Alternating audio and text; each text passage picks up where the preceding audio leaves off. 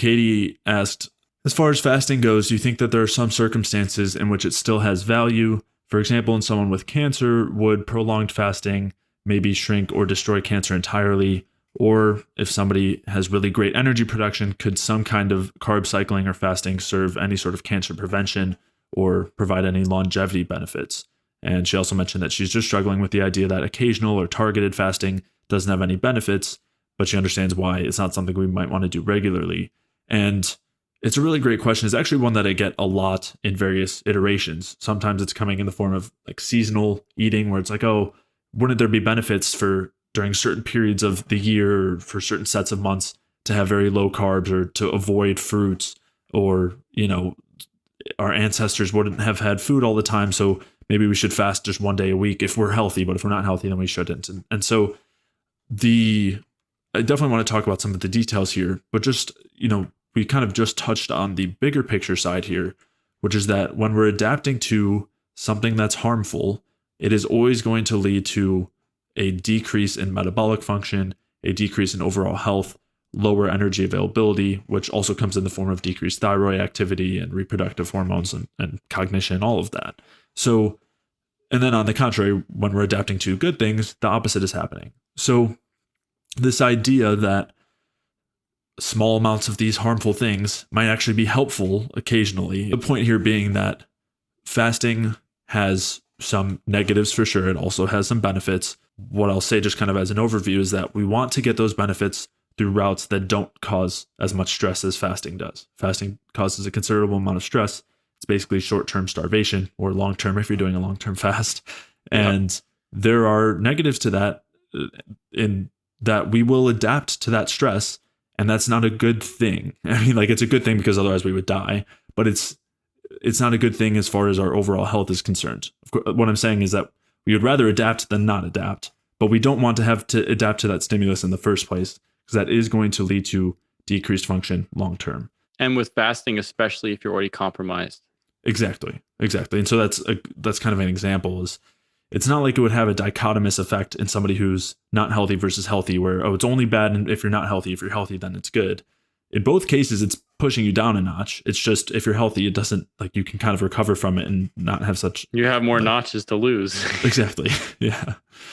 And so in talking about fasting more in particular, more in specific, is that some of the main benefits that have been shown in the research as far as why fasting is beneficial have to do with the gut, which, of course, we talk about all the time, how endotoxin is basically involved in everything that is harmful and all sorts of chronic health conditions and all sorts of issues. And it's one of the main inhibitors of respiration, of energy production. And so when we fast, if somebody were to fast, they would reduce endotoxin exposure, which is a huge benefit for somebody who has a considerable amount of endotoxin exposure. And it's another reason why a lot of people have benefits on a low carb diet, for example. But I mean, another thing that I like to say as far as fasting goes is that if you are eating such bad food that you feel better when you don't eat at all, it's probably a sign that what you're eating isn't helping you so much, or that you have some underlying issue where you're not able to use that food properly. So what I would say is that the benefits from fasting as a whole come from the benefits in terms of gut health, or in terms of just avoiding some toxic things that you're eating, which might not even have to be gut specific. It could just be polyunsaturated fats and heavy metals and all sorts of other factors. So in general, we would want to attain those benefits by fixing our diet, making sure that we're eating really good foods, fixing our gut health, where we can have those benefits without the stress of not eating, which is directly and powerfully harmful. Now, just to connect that to cancer really quickly, there are several reasons why fasting may be beneficial in terms of cancer. One is because of those benefits that I just mentioned as far as gut health goes. The other is just that when we look at things that kill cancer, basically anything that will kill a healthy cell will also kill a cancer cell. And we know that a lot of things that kill cancer cells are extremely toxic. For example, chemo and radiation, which are most commonly used.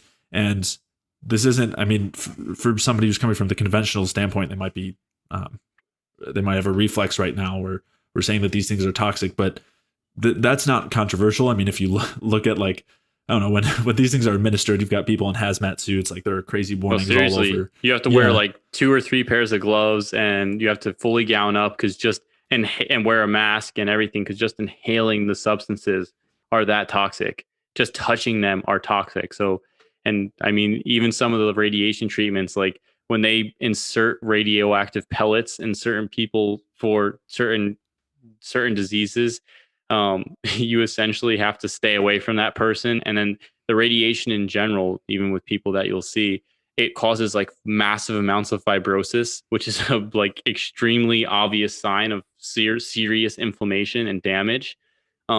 Just on people who have like, if they have throat cancer, they'll radiate their throat and like their upper shoulders. Like I've had patients or people with their entire upper shoulder girdle and all of their neck got completely destroyed after that. Autonomic dysfunction because all the autonomic nervous system, the little, what is it? The ganglia that line are near the spine got damaged. The muscles got fibrosed. There's serious nerve damage. They wind up getting immune system issues that develop into different like lymphomas down the line. Like I don't think a lot of people realize that one of the number one side effects of radiation is cancer. And then some of the side effects of chemotherapy are similar or even extreme or much more toxic to the extent that they can actually just kill you. So yeah, those, if you're having a gut reaction to chemotherapy and radiation being called toxic, number one, read a little bit about it, or number two, go see a patient who's just gone through 10 rounds of chemo and radiation. It completely wipes people out, and they do surgery, chemo, and radiation, and they're really in another world. And it ages people badly. So I think, and I'm not to scare people from doing it, but just that's my personal experience with it. Yeah. Things to definitely be aware of. But the reason why that's so important to mention now is because this overarching idea that something killing cancer is a good thing, I think is not accurate, not a good way to look at it. And chemo and radiation are just a good example of the best killers, you could say, of cancer, but also some of the most harmful, damaging, toxic things that you could even be exposed killers to. of other cells in your body. I think right. I think Ray Peat said it at one point. He said having like an alligator bite off your arm can also cure cancer. You know? So it's like you have a tumor on your arm, an alligator eats your arm, and you don't have cancer anymore. I mean, it was a joke. It was said like tongue in cheek because having cancer is indicative of a systemic state.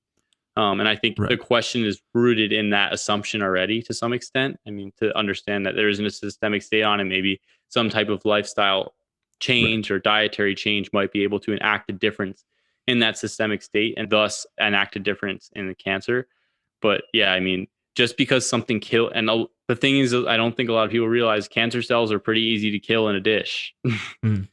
So they aren't like very strong. They're not sturdy. Cells. No, there's just a ton of them, and they have a fast replication rate, and depending on what the cancer is, and some of them are hard to get to, and so it's more like just because something kills cancer doesn't mean that it's necessarily helpful for cancer, and especially when you start healthy at all, and but then also when you start looking at some of the studies where it's like, well, it also does this to other cells. So I would more likely want to see a compound that killed cancer or affected the systemic system in some sort of way that got rid of cancer without damaging the actual healthy cells. Because a lot of the chemo and radiation just are like blindly go in and destroy all rapidly dividing cells. That's why people's hair fall out. That's why their immune system completely collapses and they have to be isolated for months on end. And everybody who goes and sees them has to wear protective gear because they have no immune system anymore, or they need bone marrow transplants. It's the treatment. Those treatments are extremely damaging. So the goal will be to find something that can either shift the systemic disposition of the system to a better way so that the cancer does not thrive anymore, but at the same time doesn't damage the normal healthy cells. Right.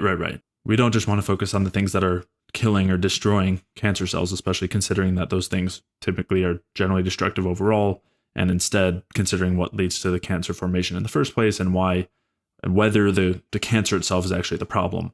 But so in regard to fasting as either being anti-cancer or cancer preventative, I would say that just because it is something that has potentially been shown to destroy cancer or kill cancer cells does not make it a good thing. There's also, along with this idea that cancer thrives on, like, only can use glucose as a fuel, which there's been considerable evidence showing that that's not at all the case. It uses various amino acids as fuel and fats and ketones as well. So when people talk about starving cancer, No, you really can't. You're not Right. going to starve cancer by not eating carbs, really.